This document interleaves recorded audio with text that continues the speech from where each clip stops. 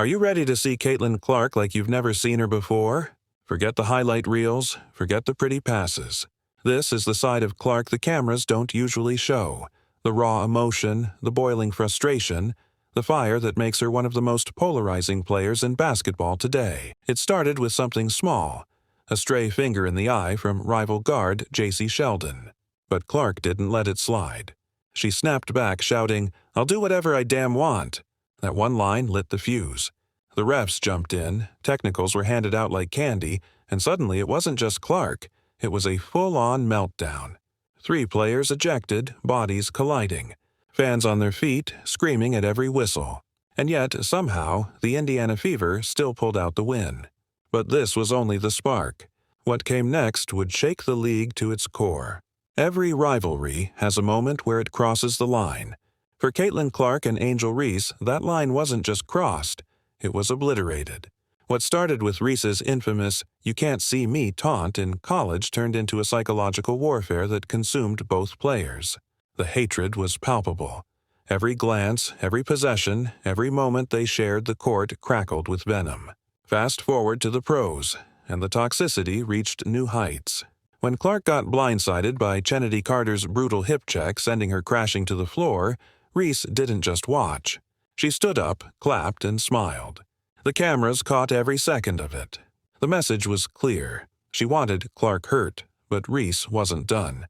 When reporters tried to ask about the incident, she walked away without a word. Stone-cold silence. The league slapped her with a $1,000 fine, but the damage was done. Social media exploded. Death threats flew in both directions. What had started as basketball was now personal warfare. And then came the accusations that split the sports world in half. Reese claimed the hate she faced was rooted in something darker: race.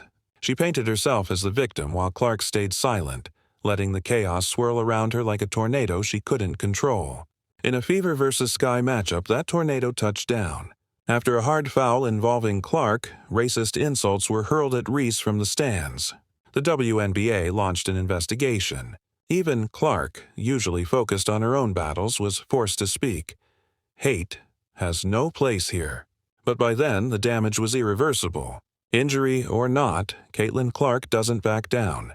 Against the Phoenix Mercury, even with a nagging injury, she snapped, screaming at refs after a no call, then staring down DeWanna Bonner and throwing a "shut it" gesture that instantly went viral.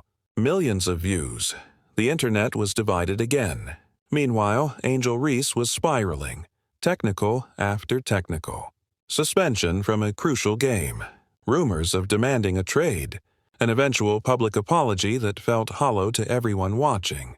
These aren't just plays, they're emotional breaking points that revealed something ugly about modern sports.